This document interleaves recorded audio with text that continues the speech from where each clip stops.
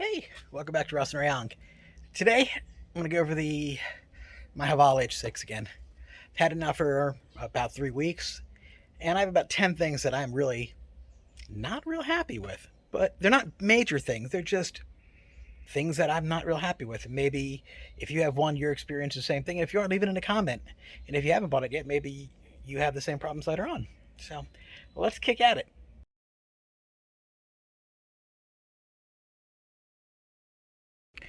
First thing that I'm not really big on are the brakes in the back. These itty bitty, they almost look like 6-inch calipers. They are not big at all, but on a 19-inch tire, this little caliper, it should be a lot bigger than that. And because it has this little caliper on the back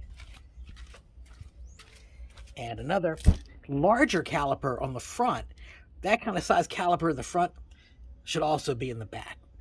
That's what I would have expected.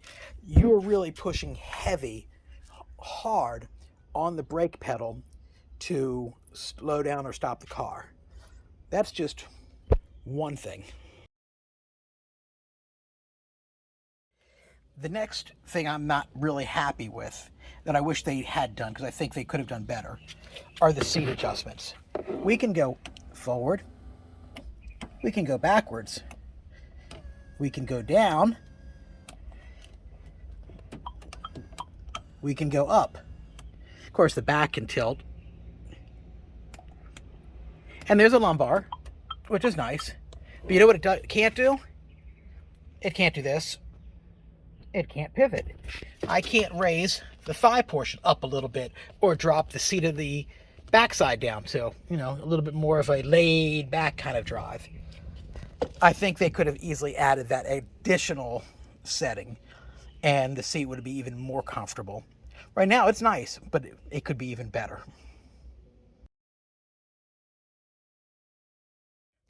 The next one is the cruise control.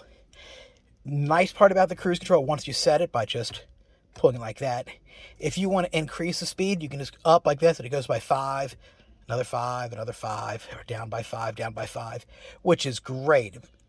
The problem, if you're on the highway and the highway should veer to the left, and you've got the guardrails all along the right-hand side of your car. And of course, over here in Thailand, we drive on the left-hand side of the street, so the fast lane is the far right.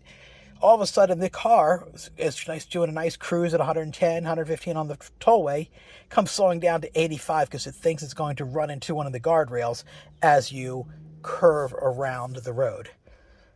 It thinks it's smart and being safe. It's actually being very unsafe. So if you are using cruise control, I suggest staying in the middle lane so it doesn't see the barriers on the right. Another part of the cruise control is the adaptive cruise control. It's great that if you're coming up on cars that are slower than you, it slows down. And if you were doing 120, they're only doing 110, it'll slow down to 110 and keep a safe distance. The problem is that sometimes you get complacent in your driving and you just continue following behind that person who's doing 110 and the 120, not realizing there's nobody in front of them and they should have just gotten out of the lane, and or that, or you should have passed them, and you're now driving slower only because the person in front of you doesn't feel comfortable going faster. That's my only hang up with the cruise control. It makes you lazy when you're driving. The next thing is the surround sensors, these parking. You see all those little sensors there? If something should happen to come close to the car, even while you're parked, it will start beeping. So you could be at a red light, a motorcycle pulls up and just goes right past you, your alarms start going off, beep, beep, beep, beep, beep, beep, beep, which you really shouldn't even care about when you are just sitting at a red light. That becomes very annoying, especially if when it does that, this screen that you're looking at here pops on, even though you may happen to have been on your music screen, or maybe you were on your map screen, but the sensor goes off, and the next thing you're back over here again. Not my best idea. Somehow you should be able to turn all those off. The idiot beeps. It's great if you are a new driver, But if you're an experienced driver, I don't think you really need those. You've already learned to become accustomed to your mirrors. The next one that I find annoying is the safety belt. You have to have the safety belt clicked in before the car will move. Now, around my house and work area, we have gates. So you have to get out of your car, open the gate, pull in, close the gate, get out of the car, close the gate behind you. Well, now I have to do these extra steps of pulling the safety belt on, off, over and over again just to move 20 feet. I've ended up finding myself the first time clicking it in this way and just throwing the shoulder strap on. Not the safest way to wear a safety belt, but much easier because get in, safety belt's already on and clicked in. There should be a way to bypass that. Another one of the features of the car is this power-assisted steering mode. Whether you have sport, comfort, or light, I can tell you that if you have it on light, the steering wheel becomes so wishy-washy as you drive because it overcompensates. You don't have to do much steering to get it. The car is going to go the rest of the way. As where it's sport mode, you turn the wheel and it does what you would normally expect a car to do. So I find driving in sport mode is best for my style of driving, but the light is if somebody only wants to turn about this much, and the steering wheel will compensate for everything else. But one of the nice parts about the steering wheel, even though that's the other thing I dislike, the steering wheel can do a lot of nice things. You can, of course, up and down, but it can also, let's see if I can do it with one hand here. There we go. I'll push it in. You can push it in or pull it towards you. So it does a little bit of telescoping of about maybe 3 to 4 inches. So if you're a person with long legs and you need your seat further back, the steering wheel can compensate for you. This is another thing I definitely do not like. There's no spare tire here. I get a small air compressor. It can't fix a flat because underneath of all this, nice big heavy foam, is my battery and the battery for the electronic engine.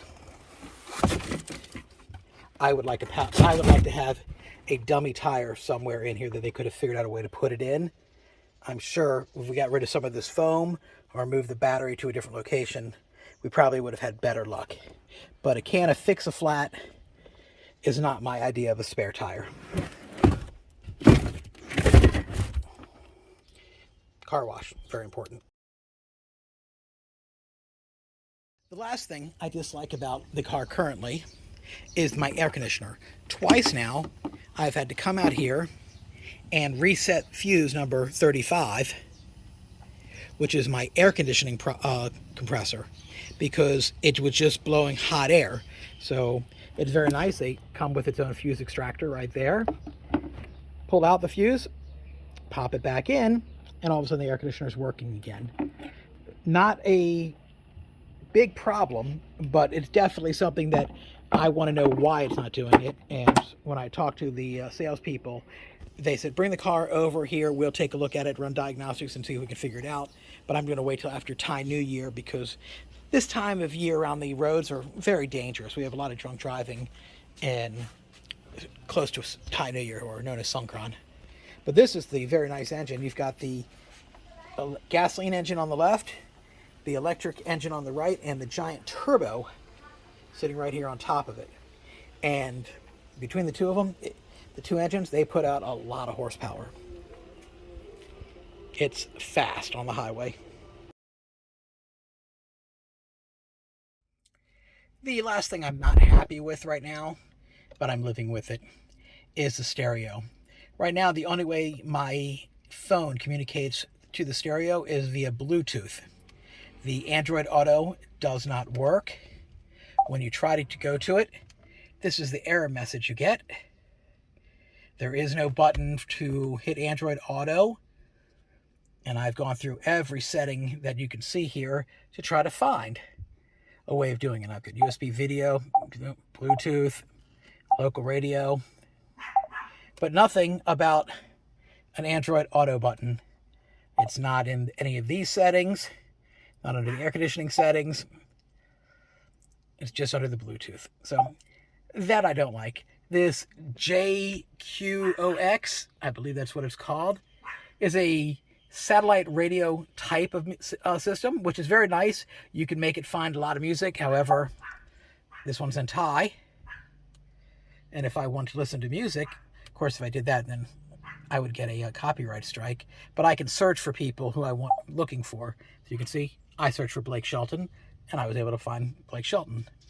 You can find it by artist, but I have yet to see if I can search by, I know I can't search by genre. Like I say, play country music or play rock music. It doesn't do that. It'll play a mix of that artist. So similar to iHeartRadio, but there are no radio stations. There are playlists that people have created, but as you can see, if you're not Thai, or I'm not a fan of Thai music, no help. Well, that's just a little thing.